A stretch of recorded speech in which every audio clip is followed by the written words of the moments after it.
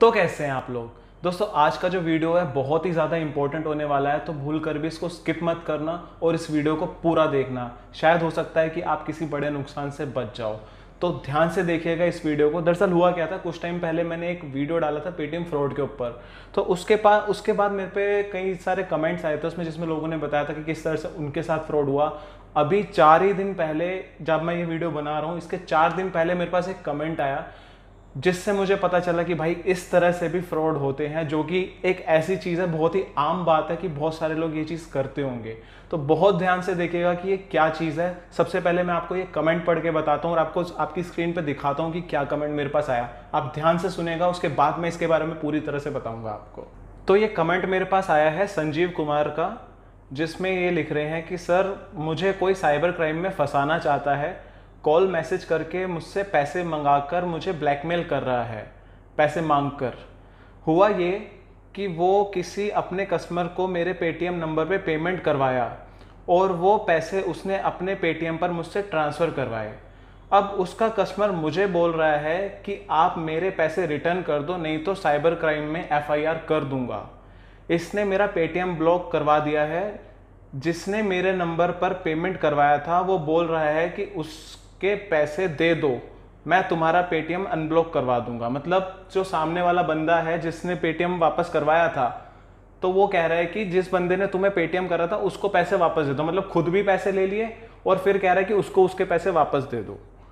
तो अगर नहीं दिया तो फोन पे भी ब्लॉक करवा दूंगा। मतलब धमकी दे रहा है कि अगर नहीं करेगा पैसे वापस उसको, तो उसका दूसरा जो फोन पे वाला अकाउंट होगा वो भी ब्लॉक करवा देगा।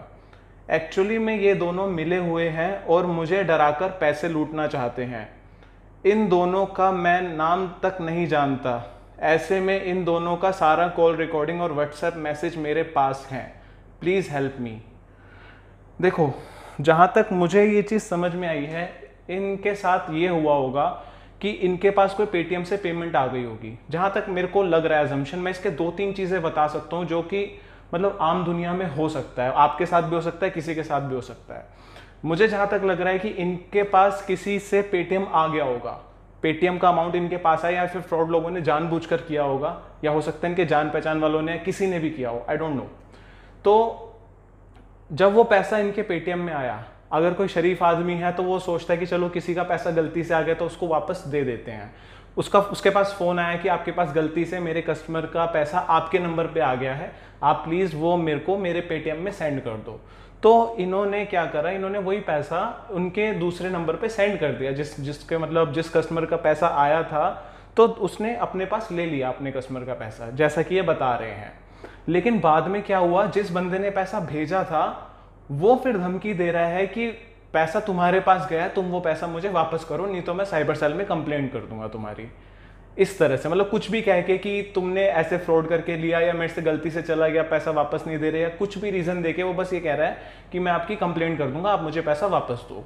और जब ये आदमी उस बंदे से पूछ रहे हैं कि मैंने तुम्हें पैसा भेजा था, तो वो बंदा भी कहता है कि तुम उसका पैसा वापस कर दो।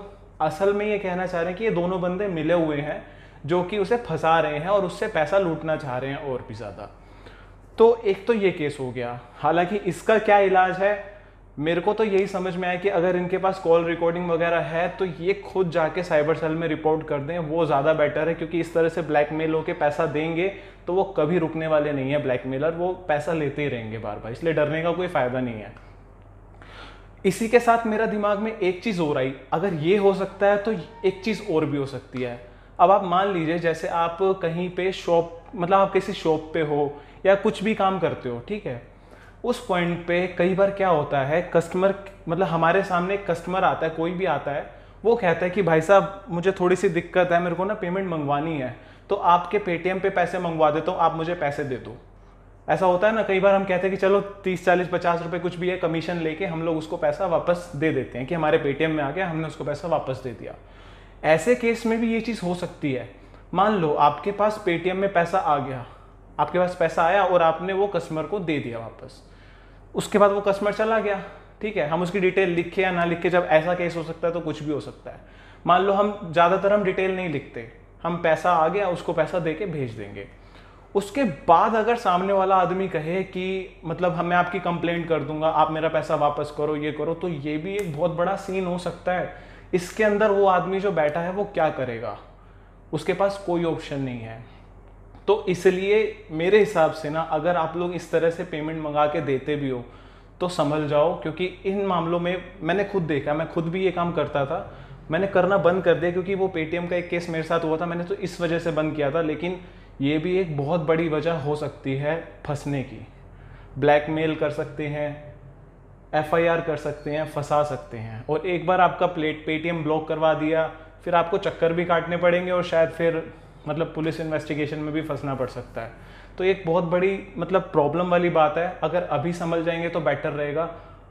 बस मैं सिर्फ अभी इतना ही कहना चाहता हूँ कि सेफ रहो, सतर्क रहो, अपनी सावधानी अपने हाथ में है, क्योंकि फंसने के बाद फिर कोई ऑप्शन नहीं बचता जल्दी से।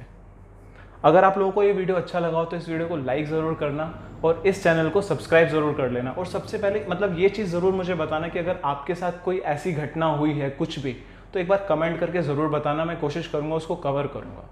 Thank you.